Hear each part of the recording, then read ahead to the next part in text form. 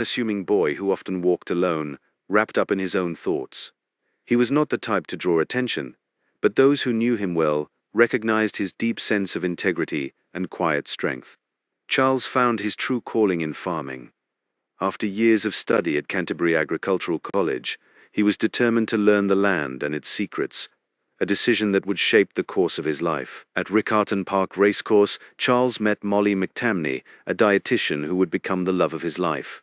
Their first meeting was marked by the simple yet profound gesture of red roses and a proposal that would change the course of both their lives. As the world teetered on the brink of war, Charles enlisted in the 2nd New Zealand Expeditionary Force, marking the beginning of a journey that would test his courage and determination beyond measure.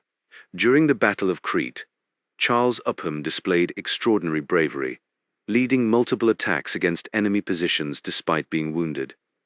His actions would earn him his first Victoria Cross, a testament to his courage and leadership. Despite being wounded, Charles refused to leave the battlefield. He continued to fight and lead his men, even as the enemy closed in. His actions saved the lives of many, and his determination inspired all who fought beside him. At the First Battle of El Alamein, Charles Upham once again demonstrated his unyielding courage. Despite being severely wounded, he continued to fight with unwavering resolve, earning his 2nd Victoria Cross and cementing his place in history. Charles Upham was severely wounded in the battle, but he refused to leave the battlefield. His determination and bravery in the face of overwhelming odds saved the lives of many and inspired his fellow soldiers. After years of war and sacrifice, Charles returned to New Zealand, where he was greeted by the love of his life, Molly. The war had changed him, but his love for her remained as strong as ever. Charles returned to farming, dedicating himself to his family and community.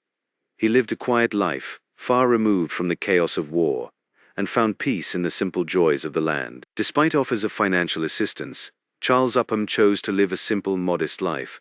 He rejected wealth and recognition, preferring instead to focus on his family and the community that had supported him through the war. On the day of his state funeral, Charles Upham was honored with full military honors. His legacy of courage and sacrifice was remembered by all who had fought beside him and those who had loved him. Charles Upham was laid to rest in the graveyard of St. Paul's Anglican Church, his legacy of bravery and sacrifice remembered by all who had known him. His story would live on, inspiring generations to come. Years after his death, Molly continued to honor Charles's memory, ensuring that his legacy of courage and sacrifice would never be forgotten. She remained a quiet but powerful reminder of the love and strength that had defined their lives together. Charles Upham's story, along with that of the other double Victoria Cross recipients, became a symbol of the highest ideals of courage and service. His legacy would inspire generations to come. Charles Upham was more than just a hero of war. He was a man of quiet strength, deep conviction, and unwavering love. His story was one of sacrifice, duty, and the enduring power of the human spirit. Today, Charles Upham's legacy continues to be honored, not just as a soldier, but as a man who lived with honor, courage, and love.